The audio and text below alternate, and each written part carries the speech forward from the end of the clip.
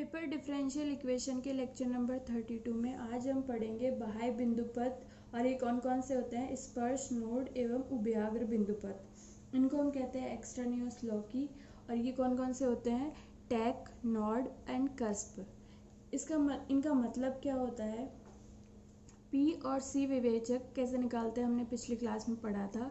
तो जब आपको पी और सी डिस्क्रिमिनेंट मिल जाता है तो इनमें जो है विचित्र हल के अलावा भी गुणनखंड जो है वो विद्यमान होते हैं, जिनमें से जो एनवेलॉप होता है इसके अलावा कोई भी बिंदुपथ जो है वो प्राप्त किए जा सकते हैं एनवेलॉप के अलावा। एनवेलॉप अलग क्यों है इनमें से, क्योंकि एनवेलॉप जो है वो दिए हुए समीकरण को संतुष्ट करता है। एनवेलॉप के अलावा जो बिंदुपथ आपके पी और सी डिस्क्रिमिनेंट में विद्यमान है वो दिए हुए समीकरण को संतुष्ट नहीं करते हैं, इसलिए इनको हम कहते हैं बाह्य बिंदुपथ। और ये है स्पर्श बिंदुपथ, नॉड पथ और उभयाग्र पथ। इनको निकालने का तरीका हमारा क्या रहेगा, जो हमने पी और सी डिस्क्रिमिनेंट निकाल लिया तो पी डिस्क्रिमिनेंट को जब आप ई सी टी स्क्वायर के इक्वल करोगे तो यहाँ पे जो है जो फैक्टर एक बार आ रहा है वो एनवेलॉप होगा, जो एक बार आ रहा है वो उभयाग्र पथ होगा और जो दो बार आ रहा है वो स्पर्श बिंदुपथ होगा। ऐसे ही सी डिस्क्रिमिनेंट को इक्वल लिखेंगे ई एन स्क्वायर सी क्यूब के, जो एक बार आ रहा है वो एनवेलॉप होगा, जो दो बार आ रहा है वो नॉड पथ होगा और जो फैक्टर तीन बार आ रहा है सी डिस्क्रिमिनेंट में वो हमारा क्या हो जाएगा, उभयाग्र पथ। ये हमारी क्या होगी इनकी डेफिनेशन। इनको निकालते कैसे है, अब यहाँ पे जो है पी डिस्क्रिमिनेंट में ई और सी दोनों फैक्टर एक एक बार ही रिपीट होते हैं, तो इनका डिफरेंस कैसे पता चलेगा कि उनमें से कौन सा एनवेलॉप है और कौन सा उभयाग्र पथ है। तो एनवेलॉप की एक खासियत होती है कि ये पी और सी डिस्क्रिमिनेंट दोनों में ही विद्यमान होता है। ये जो है गिवन इक्वेशन को संतुष्ट भी करता है, उसका एक हल भी होता है, इसको हम सिंगुलर सॉल्यूशन भी कहते हैं गिवन डिफरेंशियल इक्वेशन का। ये जो है जो फैक्टर दोनों में रिपीट हो रहा है वो एनवेलॉप होगा और एनवेलॉप के अलावा जो सिंगल फैक्टर यहाँ पे विद्यमान है वो हमारा क्या होगा, उभयाग्र पथ। इससे हम जो है वो पता कर सकते हैं इन दोनों में क्या डिफरेंस है। तो यहाँ पे जो है पी और सी डिस्क्रिमिनेंट से हम सभी जो है वो बाह्य बिंदुपथ ज्ञात कर सकते हैं। उसके बाद रिजल्ट होता है कि इनमें से सिर्फ एनवेलॉप ही अवकल समीकरण का हल होता है, जिसको हम विचित्र हल भी कहते हैं। इसके अलावा और कोई इनमें से कोई और जो है वो गिवन डिफरेंशियल इक्वेशन का हल नहीं होता, इसलिए इनको हम क्या कहते हैं, बाह्य बिंदुपथ कहते हैं। तो इनको निकाल, ये इसकी डेफिनेशन है, ये इसकी थ्योरी है, आपको इतनी ही पढ़नी है, ज़्यादा डिटेल में नहीं पढ़नी, क्योंकि एग्जाम में जो क्वेश्चन आते हैं वो इस तरह के आते हैं कि आपको पी डिस्क्रिमिनेंट और सी डिस्क्रिमिनेंट में से एनवेलॉप कौन सा है, स्पर्श बिंदुपथ कौन सा है, उभयाग्र कौन सा है, सिर्फ यही निकाल के बताना होता है।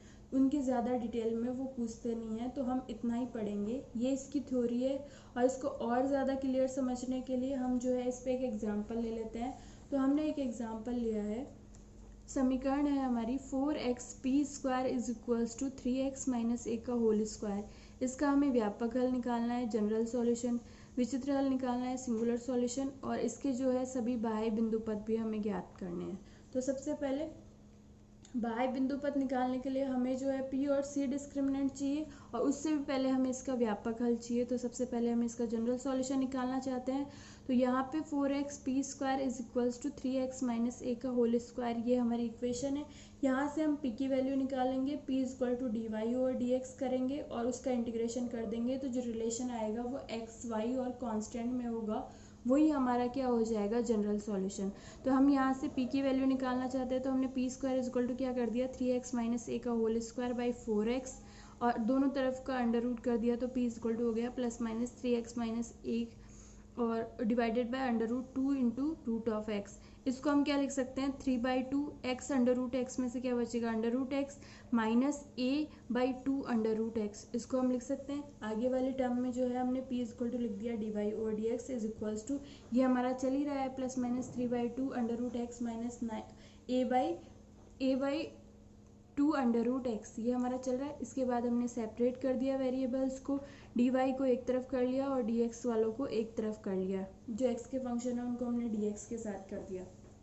इसके बाद जो है हमने इसका इंटीग्रेशन कर दिया, तो इंटीग्रेशन करने पे dy का इंटीग्रेशन होगा हमारा y is equals to plus minus as it is 3/2 as it is, और अंडर रूट एक्स का करेंगे तो हमारा क्या होगा, x की पावर हाफ प्लस 1 यानी x की पावर 3/2, उसको हम लिख सकते हैं x into under root x 3/2 बटे में भी आएगा जो इस 3/2 से कैंसिल आउट हो जाएगा, इसलिए यहाँ पे x की पावर 3/2 ही बचेगा, जिसको हमने लिख दिया x under root x minus a as it is constant है, a/2 जो है एज इट इज़ आ जाएगा, कॉन्स्टेंट है। ये 1/√x का करना है, यानी x की पावर -½ है। इंटीग्रेशन करेंगे तो x की पावर -½ में +½ होगा, तो x की पावर ½ बचेगी। तो इसको हमने √x लिख दिया और बटे में ½ आएगा जो इस 1/2 से कैंसिल हो जाएगा, इसलिए यहाँ पे सिर्फ क्या बचेगा a√x प्लस इंटीग्रेशन के कांस्टेंट को हमने क्या ले लिया c। तो ये हमारा क्या हो गया जनरल सॉल्यूशन। इसको और ठीक तरह से लिख लेते हैं ताकि ये प्लस माइनस हट जाए। तो हमने क्या कर दिया, c को इधर ले जाके y माइनस सी हो गया, दोनों तरफ का स्क्वायर कर दिया, इससे ये अंडर रूट हट जाएगा। तो इधर क्या हो गया y माइनस सी का whole square is equals to √x हमने कॉमन ले लिया, उसका स्क्वायर हुआ तो ये x बच गया। आगे जो है ब्रैकेट में x माइनस ए था, तो दोनों ओर का स्क्वायर करने पे ये क्या हो गया x माइनस ए का होल स्क्वायर।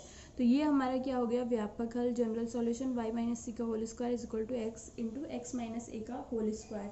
जनरल सॉल्यूशन हो गया। अब हमें सिंगुलर सॉल्यूशन निकालना है और बाह्य बिंदु पद निकालना है। तो इसके लिए हम क्या करते हैं, p डिस्क्रिमिनेंट और c डिस्क्रिमिनेंट निकाल लेंगे।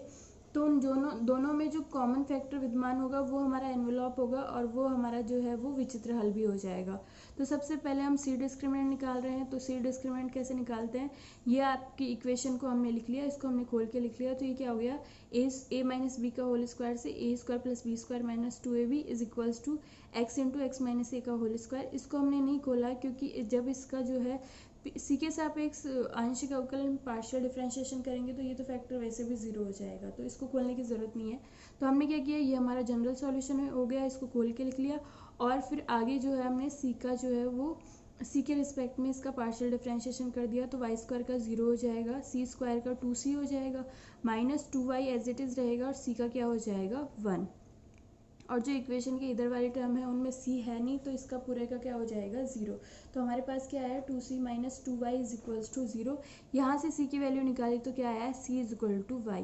तो हम ये इस c की वैल्यू जो है वापस ले जाके इक्वेशन 3 में रख देते हैं। तो हमारी इक्वेशन क्या हो जाएगी y square plus c square की जगह y स्क्वायर, क्योंकि c is equal to y है, minus 2y as it is और y से इसको मल्टीप्लाइड किया तो ये क्या हो गया minus 2y square is equal to X into x minus ए का whole square.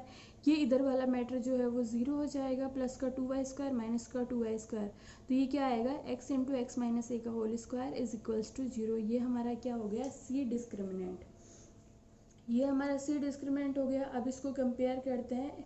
C discriminant is equal to होता है en² c³, यानी जो एक बार आ रहा है फैक्टर वो एनवेलप होगा। यहाँ पे x इज इक्वल टू 0 एक बार ही आ रहा है, इसलिए हमारा क्या हो जाएगा एनवेलप, जो विचित्र हल भी होता है क्योंकि x is equal to 0 given differential equation को सेटिस्फाई करेगा, लेकिन ये जनरल सॉल्यूशन से नहीं निकल रहा, इसलिए ये इक्वेशन का हल है लेकिन जनरल सॉल्यूशन से नहीं निकला है। तो ये कौन सा हल हो जाएगा, सिंगुलर सॉल्यूशन वो वाला हो जाएगा। और जो 2 बार आ रहा है फैक्टर x माइनस ए का होल स्क्वायर वो हमारा क्या है नोड पद, तो यहाँ पे 2 बार क्या आ रहा है x माइनस ए, तो x minus a is equal to 0 हमारा क्या हो जाएगा नोड पद। आगे जो है हम ये हमारा सी डिस्क्रिमिनेंट से जो रिजल्ट निकले वो हमने लिख लिए। इसके बाद जो है हम निकालते हैं इसका पी डिस्क्रिमिनेंट। तो पी डिस्क्रिमिनेंट निकालने के लिए हम क्या करते हैं, सबसे पहले तो हमारी इक्वेशन 1 है एक तो, और दूसरी जो है हमारी क्या है दूसरी इक्वेशन लाने के लिए हम इक्वेशन 1 का जो है p के लिए पार्शियल डिफरेंशिएशन कर देते हैं। तो ये क्या हो जाएगा 4x as it is p square का करेंगे तो 2p आएगा, तो ये क्या हो जाएगा 8xp इज इक्वल टू 0। 8 0 नहीं है, x 0 नहीं है, तो p इज इक्वल टू क्या आ गया 0। अब यहाँ पे हम p इज इक्वल टू 0 जो है हमारे इक्वेशन में ले जाके रख देते हैं। तो हमें यहाँ पे क्या मिलेगा 3x माइनस ए का whole square is equals to 0। लेकिन इसके साथ मैंने 4x भी लिख लिया क्योंकि 4x जो है वो नॉट इक्वल टू 0 है। तो इक्वेशन को यहाँ पे हम क्या करेंगे, दोनों तरफ 4x से मल्टीप्लाइड कर देंगे इक्वेशन को। तो ये क्या आ गया इधर 16x स्क्वायर और इधर क्या आया 4x 3x माइनस ए का होल स्क्वायर। यहाँ पे p इज इक्वल टू 0 रखेंगे तो ये पूरी टर्म 0 हो जाएगी। यहाँ पे क्या आएगा 4x इंटू 3x माइनस ए का whole square is equals to 0। तो यहाँ पे हमारे पास ये क्या आ गया 4x इंटू 3x माइनस ए का whole square is equal to 0। इसको हमने इसलिए मल्टीप्लाइड किया है क्योंकि पी डिस्क्रिमिनेंट में भी एनवेलप एक बार आता है। अगर इसको हम मल्टीप्लाइड नहीं करते तो यहाँ पे एनवेलप आता ही नहीं। और एनवेलप की क्या खासियत है, ये दोनों में आता है, इसलिए हमने क्या किया 4x से इसको मल्टीप्लाइड कर दिया। वैसे भी 4x तो 0 था नहीं तो उसको हम इग्नोर नहीं कर सकते। तो ये हमारा क्या हो गया पी डिस्क्रिमिनेंट। इसको कंपेयर कर लेते हैं। पी डिस्क्रिमिनेंट क्या होता है, ई सी टी स्क्वायर। जो एक बार आया है एक्स इज इक्वल टू 0 वो हमारा एनवेलप होगा, और वो सी डिस्क्रिमिनेंट में भी होगा, तो एनवेलप क्या हो गया, एक्स इज इक्वल टू 0। जो एक इसके अलावा सी तो हमें मिलेगा नहीं, क्योंकि जो एक बार आया है वो हमारा एनवेलप हो गया, दूसरा कोई फैक्टर एक बार आया नहीं है। जो दो बार आया है वो हमारा क्या होगा, स्पर्श बिंदु पद। तो दो बार क्या आया है, 3x माइनस ए, तो 3x minus A equal to 0 हमारा क्या हो जाएगा, स्पर्श बिंदु पद। ये जो है आपका सिंगुलर सॉल्यूशन। तो ये आपकी जो है वो सेकंड वाली एक्सरसाइज जो है, जो कि है ऐसी वाली समीकरण जो फर्स्ट ऑर्डर की है लेकिन उसकी डिग्री 1 से ज़्यादा है। ये हमारा चैप्टर जो है आज यहाँ पे पूरा हो गया। आप इस टॉपिक से रिलेटेड जितने भी क्वेश्चन आपके एग्जाम्पल और एक्सरसाइज के क्वेश्चन हैं उनको आप कर लीजिए। आपको कोई भी प्रॉब्लम है तो आप पूछ लीजिए।